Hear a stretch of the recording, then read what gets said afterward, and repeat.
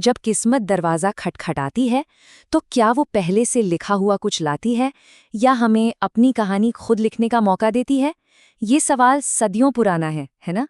चलिए, आज इसी सवाल को दो बहुत ही दिलचस्प कहानियों के जरिए समझते हैं। एक कहानी में विश्वास की बेजोड़ ताकत है, तो दूसरी में इंसान के अपने कर्म की।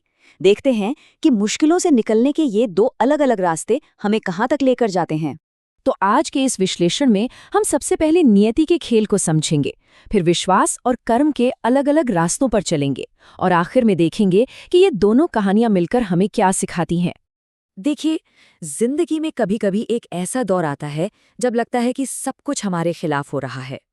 हमारी दोनों कहानियों की शुरुआत भी कुछ ऐसे ही एक मुश्किल दौर से होती है।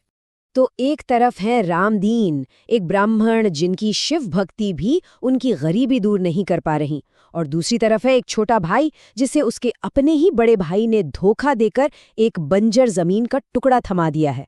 दोनों के सामने पहाड़ जैसी मुश्किलें खड़ी हैं। चलिए, पहले विश्वास के रास्ते पर चलते हैं।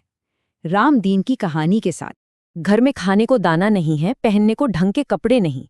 ऐसे में रामदीन की पत्नी शारदा का सब्र जवाब दे जाता है। उसका ये दर्द भरा सवाल सिर्फ रामदीन से नहीं है, बल्कि उस विश्वास से है जिसने उन्हें इतने सालों में सिर्फ दुख ही दिया है। और यहीं से कहानी का असली संघर्ष शुरू होता है। जहां एक तरफ शारदा का विश्वास डगमगा रहा था, वहीं रामदीन की आस्था और भी मजबूत होती जा रही थी। वो शायद जानते थे कि आस्था की परीक्षा हमेशा कठिन ही होती है। परिवार भूखा था, पर उनका भरोसा अभी भी जिंदा था। और यहीं पर एंट्री होती है लीला की। ये सिर्फ एक शब्द नहीं, बल्कि एक गहरा विश्वास है कि भगवान कभी-कभी हमारी कहानी में किरदार बनकर आते हैं, हमारी आस्था को परखने के लिए और हमारी किस्मत को एक नया मोड़ देने के लिए। रामदीन की कहानी में ठीक ऐसा ही कुछ होने वाला था। तो अब देखिए, ये डिवाइन प्लान परत दर परत कैसे खुलता है।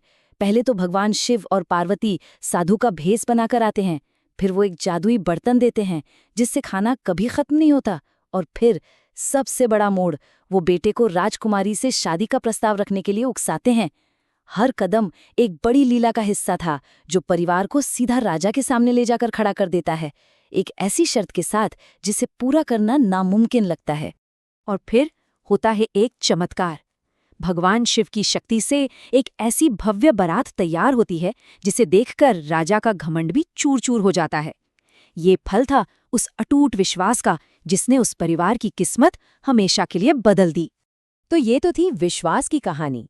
अब चलते हैं दूसरे रास्ते पर, कर्म के रास्ते पर, जहां इंसान अपनी किस्मत खुद लिखता है। इस कहानी की शुरुआत ही एक धोखे से होती है।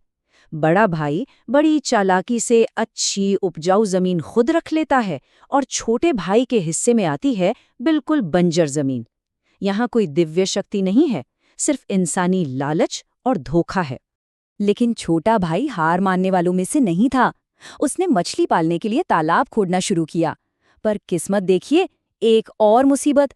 जमीन से पानी तो निकला, पर उबलता हुआ गर्म पानी। ऐसा लगा जैसे बदनसीबी उसका पीछा ही नहीं छोड़ रही। और बस यही कहानी का सबसे दिलचस्प मोड़ आता है।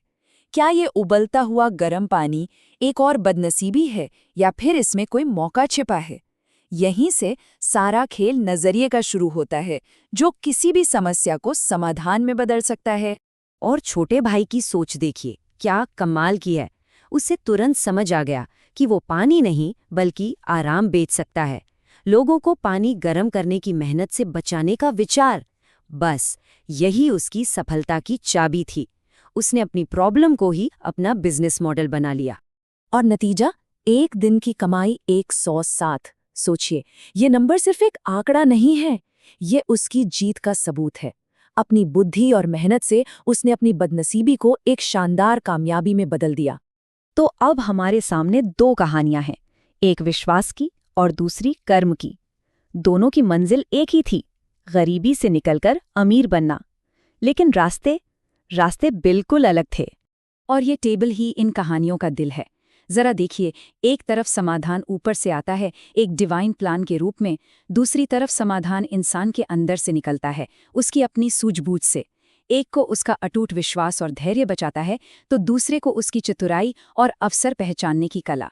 रास्ते अलग थे, पर मंजिल एक ही थी, दौलत और मन की शांति। तो इन दोनों कहानियों से हमें आखिर सबक क्या मिलता है? क्या भाग्य बड़ा है या पुरुषार्थ? शायद इसका जवाब इन दोनों के बीच में ही कहीं छिपा है। ये कहानियां सिखाती हैं कि रास्ता चाहे कोई भी हो, हार ना मानना बहुत जरूरी है। पर इससे भी गहरी बात यह है कि हमारा असली चरित्र इस बात से नहीं बनता कि हमारे साथ क्या होता है, बल्कि इस बात से कि हम उन हालात में करते क्या हैं। ब्राह्मण ने धैर्य चुना तो छोटे भाई ने चतुराई। दोनों ने हार नहीं मानी और यही उनकी असली जीत थी। ब्राह्मण की कहानी का ये सार कितनी खूबसूरती से विश्वास और धैर्य के महत्व को समझाता है कि फल मिलने में भले ही देर लगे, लेकिन जब मिलता है तो जिंदगी को महका देता है। और अंत में ये सवाल हम सब के लिए है, जब जिंदगी चुनौती देती है तो हम अपनी ताकत के लिए कहाँ देखते हैं, ऊपर वाले की तरफ या अपनी काबिलियत की तरफ? शायद असली ताकत इन दोनों के संतुलन में ही छिपी है। सोचने वाली बात है ना?